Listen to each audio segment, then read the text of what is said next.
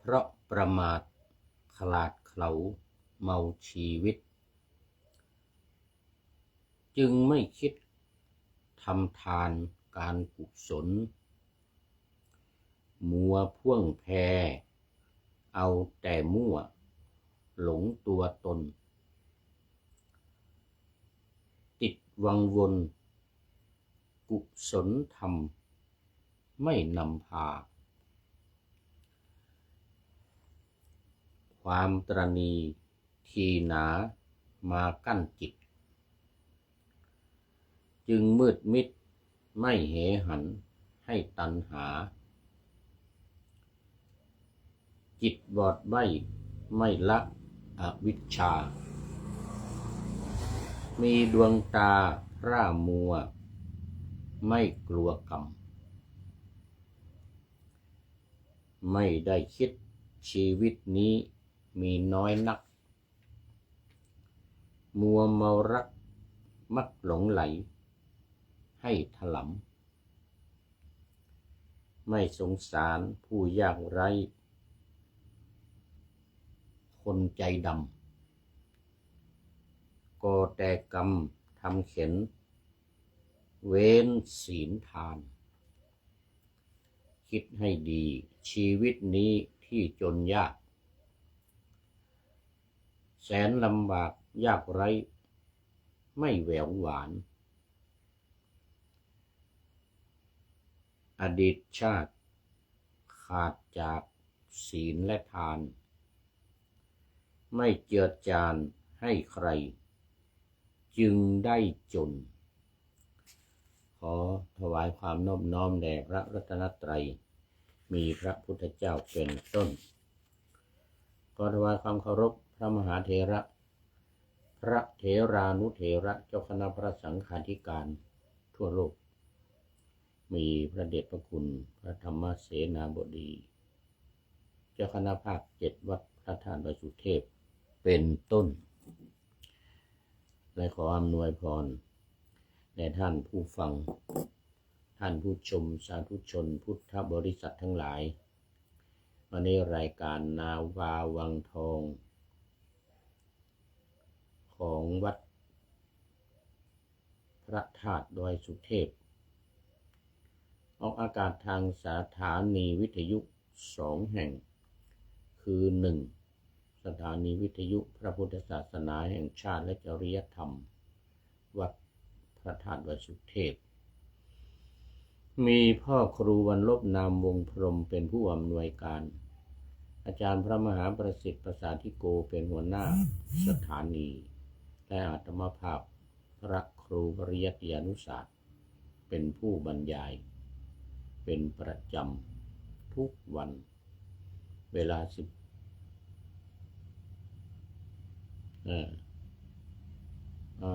ทุกวันศุกร์เสาร์และอาทิตย์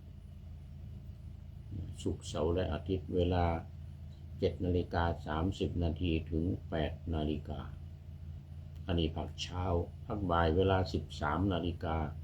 ถึง14 นาฬิกาแต่วันศุกร์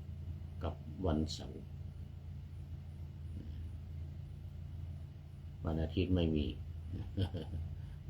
ก็เป็น5 เวลา3 วัน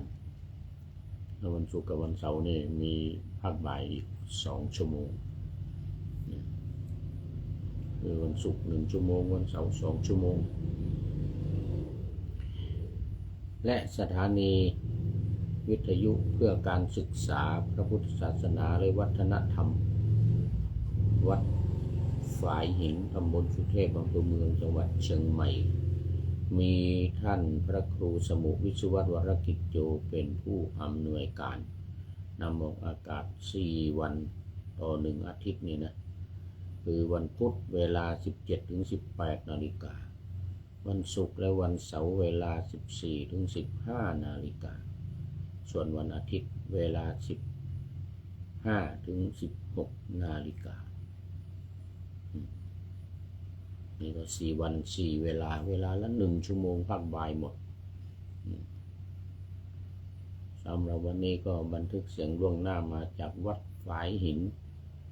ตำบลสุเทพ อำเภอเมืองจังหวัดเชียงใหม่ที่สถานีวิทยุสวนี่แหละแต่ว่าไม่ได้ไปว่าในสถานีบันทึกเสียงล่วงหน้ามา1 วันรายการก็จะได้นำออกอากาศในวันพรุ่งนี้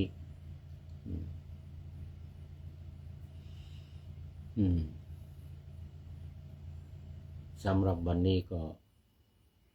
รู้สึกง่วงนะตาไม่ยกไม่ค่อยขึ้น เพราะว่าเมื่อคืนนะหลับไม่ค่อยดีคือนั่งหลับบ้างนอนไม่ได้นอนเต็มที่บนรถไฟ บนรถไฟชั้น3มีเบาะอยู่เท่าไหร่8 เบาะ8 เบาะนะ8 เบาะ16 ที่นั่งเนี่ยสำหรับพระเนี่ยนะแต่ว่ามีรูปเดียวเมื่อคืนเนี่ยนอนเหยียดแข้งเหยียดขาเต็มที่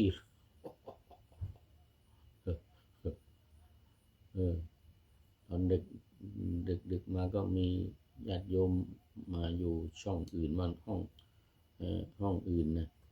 แล้วห้องนี้ก็เป็นห้องทางความมือนี่ก็เป็นที่ทำงานของเจ้าหน้าที่โบกรถนะถือธงสีแดงนะแดงกับสีเขียวนะถือสีแดงก็ยังไม่ให้ออกอะไรนะสีเขียวก็ออกได้อะไรนะเจ้าหน้าที่รถไฟแล้วนอกนั้นก็มีฝรั่งบ้างมีคนไทยบ้างนอนอีกสาม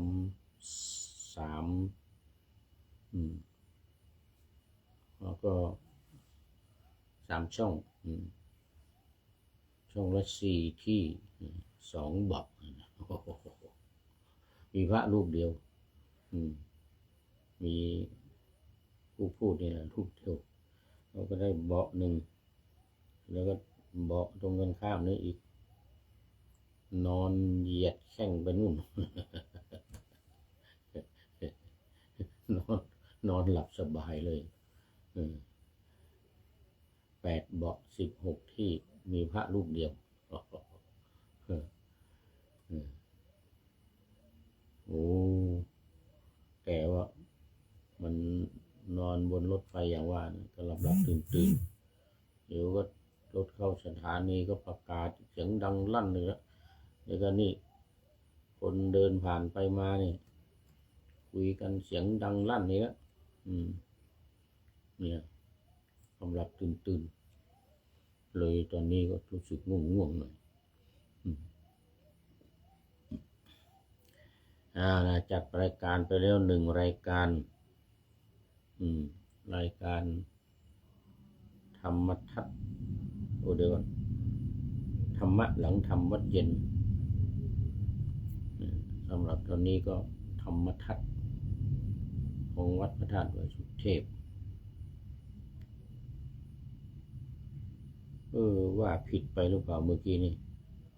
เนี่ยมันงงอย่างเงี้ยเนี่ยมันง่วง ออกอากาศทางวิทยุวปท2จังหวัดเชียงใหม่ ร้อยเอกจำนงปัญญาวัฒโนนู่นเป็นหัวหน้าสถานีเมื่อกี้ว่าไปมั่วเลยว่าเป็นนาวาวังทองมาเลยความจริงเป็น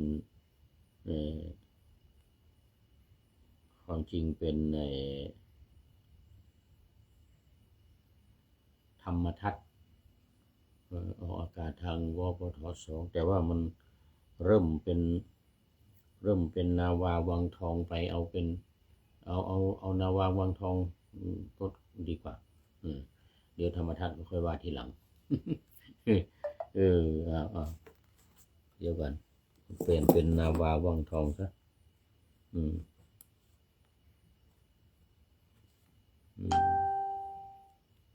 ไม่เป็นไรเวลาเท่ากันมันงง เวลาเท่ากันออกอากาศเวลาเดียวกันด้วยวปท2ของธรรมทัศน์7:30 นาทีส่วนนาวาวังทองนี่ก็7:30 นาทีเหมือนกันช่วงเช้าเนี่ย3 วันเนี่ยศุกร์เสาร์อาทิตย์แต่มันคนละสถานีเวลาเดียวกันคนละสถานีนี่ออกของวัดพระธาตุดอยสุเทพออกของวัดพระธาตุดอยสุเทพนี่7:30 นาทีศุกร์เสาร์อาทิตย์ส่วนธรรมทัศน์นั่นของวปท2 7:30 นาทีเหมือนกันนี่มันงงอย่างนี้แหละนี่เรื่องมันเนี่ยอันนี้ก็เพิ่งกลับมาจากไปสอบบาลีก็มีลงเฟซลงไลน์ลง YouTube ชมพระมหาเถระที่ไปสอบวันแรกก็เห็นมีชมที่ห้องสอบประโยค6ห้องเดียวกันเนี่ยหลวงพ่อนู่นมาจากทางภาคใต้อายุ84 ปี มาสอบประโยค6เขาชมกันใหญ่เลยโหหลวงพ่ออายุ84 ปีเนี่ยมาไม่ทิ้งไม่ละการเรียนเนี่ยมาสอบปีที่เท่าไหร่เลยเนี่ยปีที่9แล้วมาสอบปีที่9แล้วประโยค6นี่นะตกไปแล้ว8 ครั้ง8 ปียังสู้วันนี้มาอีกปีนี้มาอีกเดี๋ยวทางมาจากทางภาคใต้นะอายุ84 ปีนะพรรษา11พรรษาคือบวชครั้งที่2รอบแรกก็บวชไปแล้วได้ประเรียนธรรม5 ประโยคไปแล้วตอนบวชครั้งแรกครั้งก่อนบวชครั้งแรกแล้วก็ศึกษาลาเพศไปมีบ้านมีเรือนมีลูกมีหลานมีลูกออกหลานตอนอายุมากนี่70น่าจะ71แล้วสิ74แล้วสิมาบวช73ตอนนี้บวช11 ปีอายุ84 9 ปีมาสอบประโยค6นี่นะตกทุกปีเหมือนถ้าจะว่าไปว่าเหมือนผู้พูดนี่แหละผู้พูดนี่สอบปีที่7นี่ก็เพราะว่ามันขาดไป2 ปีมาพร้อมกันกับสอบปีแรกก็พร้อมกันกับหลวงพ่อที่จากจังหวัดตรังหรือจังหวัดอะไรสักอย่างเนี่ยทางภาคใต้นครทำไมตรังก็นครนี่แหละอายุ84 ปีเลยนะปีแต่ว่าผู้พูดเนี่ยขาดสอบไป2 ปีปีที่แล้วปีที่ไปอยู่ประเทศอังกฤษก็อยู่ที่ไอร์แลนด์ก็ไม่ได้สอบปีนี้ไปอยู่ที่เยอรมันก็ไม่ได้สอบเดี๋ยวปีที่แล้วสิไปอยู่ที่เยอรมันปีก่อนนู่นที่ไปอยู่ไอร์แลนด์นะ2 ปีก่อนไม่ได้สอบปี67กับ68ไม่ได้สอบเรามาสอบ69นี้ของหลวงพ่อทั้งสอบติดกันมาเลย8 ปีของเราหยุดไปหยุดไป2สอบ6ตกไป6 ครั้งปีนี้เป็นปีที่7ของเราก็ถ้าจะนับปีเหมือนหลวงพ่อก็จะเป็นปีที่9เนี่ยแต่เราขาดสอบไป2ก็เลยกลายเป็นว่าเรานี้เป็นครั้งที่7แต่จำนวนปีเท่ากันกับหลวงพ่อเลยสอบประโยค6พร้อมกันปีแรกปีนี้9 ปีแต่พรรษา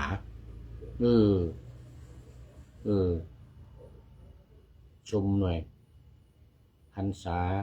ของหลวงพ่ออายุ84ก็จริงนะแต่11 พรรษาแต่ผู้พูดนี่อายุ70อายุน้อยกว่าไป14 ปี แต่พรรษาของเรา50ในจำนวนทั้งหมดที่สอบอยู่ที่วัดสะเกษเนี่ยนะประโยค6เนี่ยนะไม่มีใครถึงเลยพรรษาสูงสุด45มีอยู่รูปหนึ่งมีอยู่รูปหนึ่งอายุมากเหมือนกันแต่พรรษา45พรรษา50เป็นรูปเดียวที่ประโยค6ปีนี้นะรูปอื่นไม่ถึงพูดถึงพรรษานี่ของผู้พูดนี่มากกว่าเพื่อนหมดเลย50พรรษามีต่ำใกล้เข้ามาก็คือแค่45นอกนั้นก็ต่ำหมดแต่อายุในสู้หลวงพ่อนั้นไม่ได้84ปีโอ้ตอนนี้ขอต้อนรับคุณโยมสายสมรสายสมรเบญจกุลมาแล้วเป็นอันดับแรกเลยวันนี้นะจากจังหวัดอุตรดิตถ์เมื่อเช้านี้ก็นั่งรถผ่านอยู่ผ่านอุตรดิตถ์ศิลาอาจก่อนอุตรดิตถ์มาก็พิษณุโลกอุตรดิตถ์ศิลาอาจเด่นชัยโอ้ขอต้อนรับพระเดชพระคุณหลวงพ่อสุทธิสงึมรำโอ้แฮปปี้เบิร์ธเดย์กู๊ดมอร์นิ่งมาแล้วสาธุวันนี้รายการจะออกบันทึกล่วงหน้ามา1 วันออกพรุ่งนี้พอดีกู๊ดมอร์นิ่งแล้วก็พร้อมด้วยหัวใจใหญ่ๆอยู่เต็มหน้าอกขึ้นไปถึงหูนู่นเลยนะแล้วก็กดไรตุ้มตำโอ้โหสาธุครับหลวงพ่อขอบคุณมากไลค์กดแชร์มากเอามาแล้ว FC ตัวจริงจากจังหวัดบุรีรัมย์เมื่อกี้นี้อุตรดิตถ์มาแล้วบุรีรัมย์มาแล้วเดี๋ยวดูที่อื่นว่าจากไหนบ้างเดี๋ยวจะต้องไปเยี่ยมหลวงพ่อด้วยนะเนี่ยบุรีรัมย์นี่เดี๋ยวทำพาสปอร์ตก่อนทำพาสปอร์ตเสร็จเดี๋ยวไปเยี่ยม FC ทั้งหลายแถวจันทบุรีแถวลำปางแถวนี่อุตรดิตถ์อะไรอ่างทองอะไรนครศรีธรรมราชนะเดี๋ยวจะไปเยี่ยมให้เสร็จทำ2 อย่าง1พาสปอร์ตปัจจุบันอายุแล้วเหลือไม่ถึงปีแล้ว2ต้องทำวีซ่า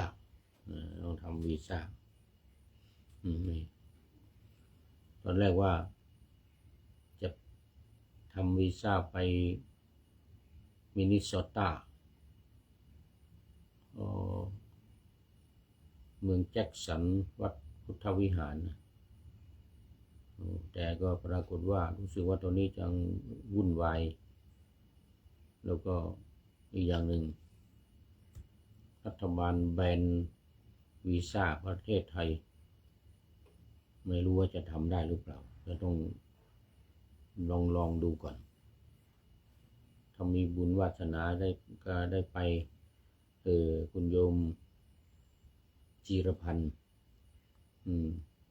คุณโยมจีรพันธ์จากเมืองแจ็คสันต้องคอยดูเหตุการณ์ดีๆเพราะว่าตอนนี้ประเทศไทยถูกแบนทำวีซ่าแล้วมีแต่หมู่วีซ่าเก่าๆที่นั่นไปกันได้แต่ขอใหม่นี่ไม่ได้เหมือนกันนะไม่รู้ว่าจะได้ยังไงหรือเปล่าต้องพยายามดูก่อนทำไม่ได้ก็คงไม่ได้ไปว่าจะไปพักผ่อนสัก2-3 เดือน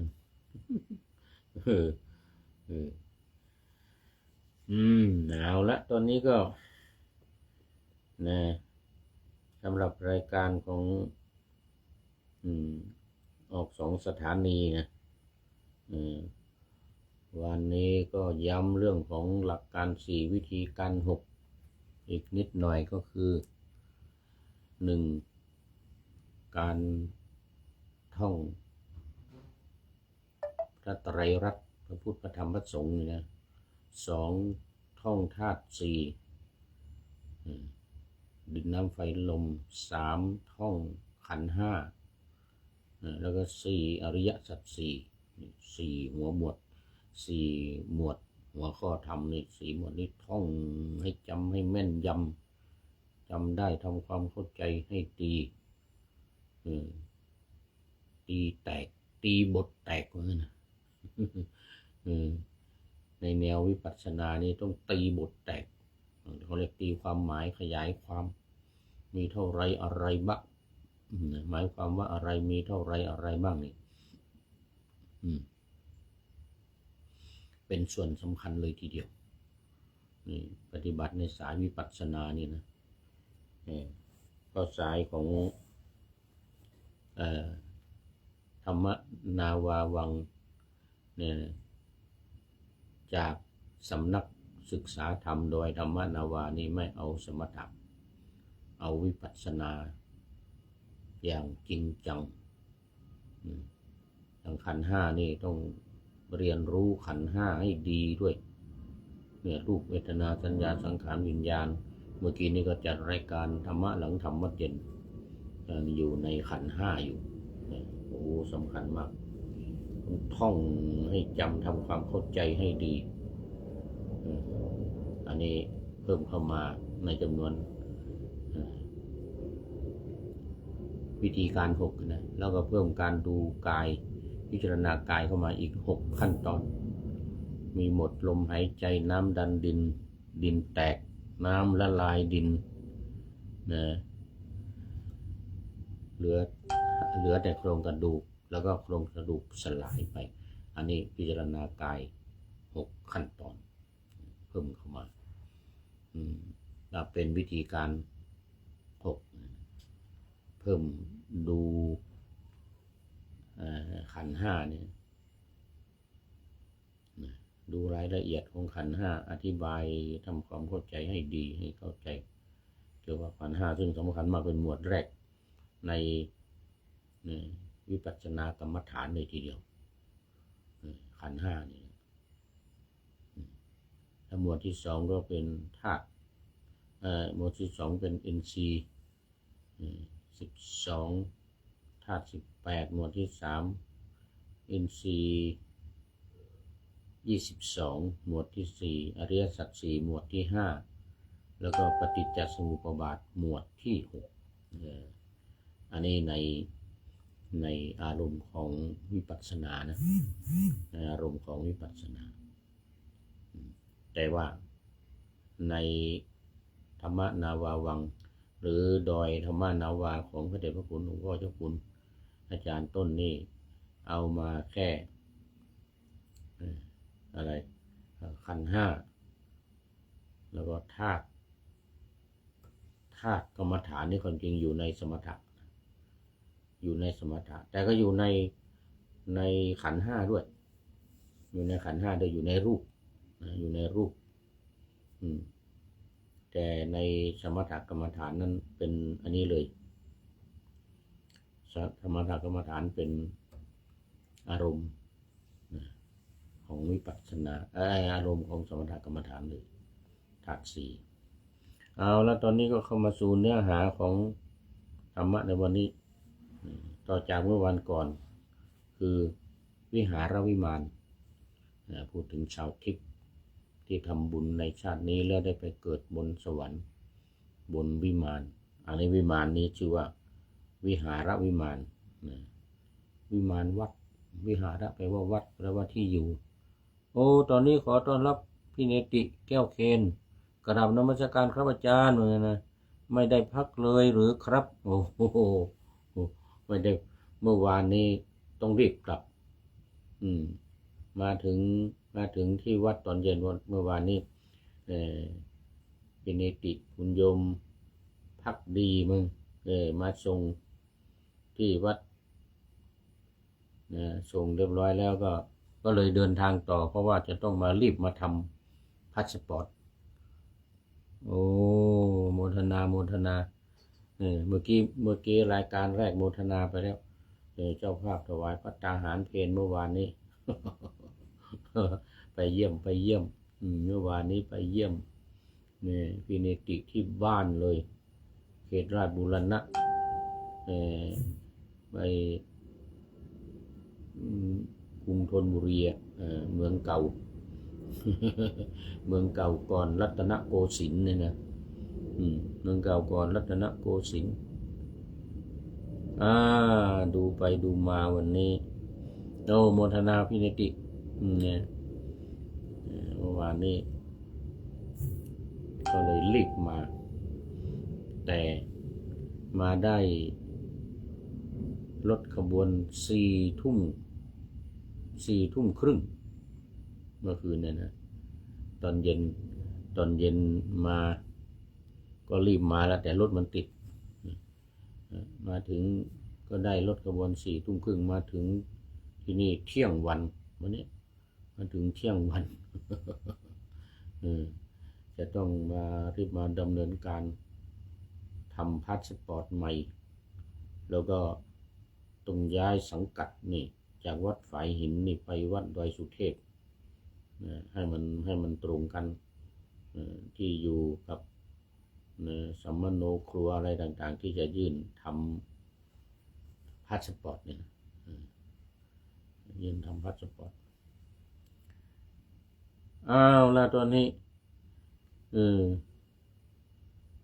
ก็มาเรื่องวิหารวิมานชื่อวิหารและวิมานวันนี้เปลี่ยนคนถามท่านพระอนุรุทธะซึ่งก็เก่งเหมือนกันอนุรุทธะก็เหาะเหินเดินอากาศได้เข้าฌานเก่งเดียมดำดินบินบนนี่ก็ท่านอนุรุทธะนี่แหละขึ้นไปบนสวรรค์ก็ไปถามเทพธิดาวิหารและวิมานเนี่ยเทพธิดาชื่อวิหระพี่เนติบอกว่าฝากท่านอ่านไลน์ด้วยนะครับโอ้ไลน์ยังไม่ได้อ่านไลน์ ยังไม่ได้อ่านไลน์เป็นไรเดี๋ยวจบรายการนี้ค่อยอ่านตอนนี้มันหมดเวลาซะแล้ว ดูไปดูมาหมดเวลาวันนี้วิหารและวิมานยังไม่จบท่านอนุรุทธะเป็นคนถามเดี๋ยวเทพธิดาจะเป็นคนตอบเอาไว้พรุ่งนี้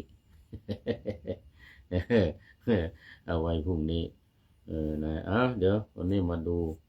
ก็คิดท้ายรายการหน่อยยาวหน่อยจากคุณใช้นามปากกาว่ายุยไงยุยไงทำนองนี้นะ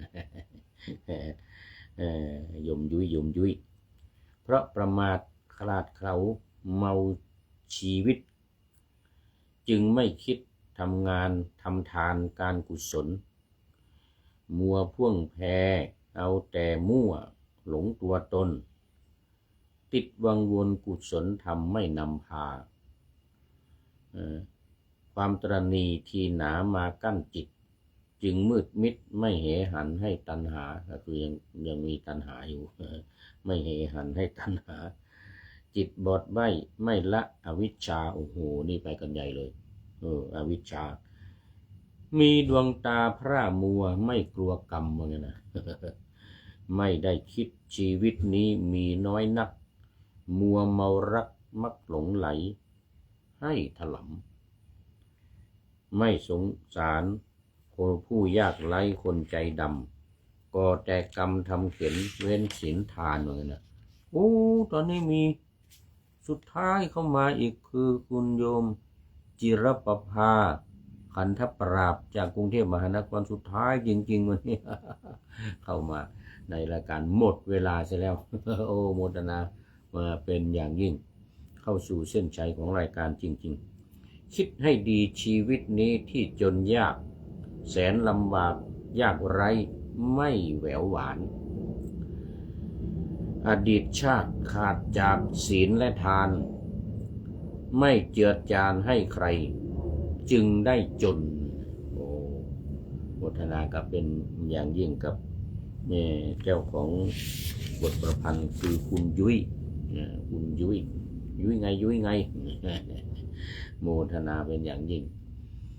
ขอนำนาวาวังทองไปก่อน แล้วจะย้อนมาใหม่ในวันหน้า คือวันพุธศุกร์เสาร์อาทิตย์ตามตารางเวลาที่วางอยู่ข้างในขอทุกเป็นธรรมะจากพระราชวัง เป็นนาวาโด่งดังสว่างไสว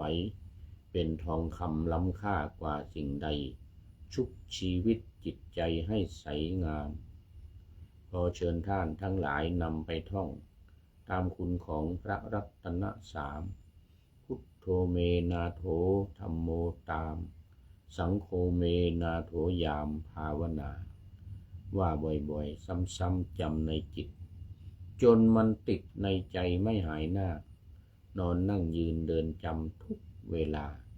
ตั้งแต่ตื่นขึ้นมาถึงหลับไปขอทุกท่านได้ผลจากปฏิบัติได้กำจัดความทุกข์พบสุขใสพลันปลอดโปร่งโล่งสบายทั้งกายใจอยู่ที่ใดใจสงบพบนิพพานขอเจริญพร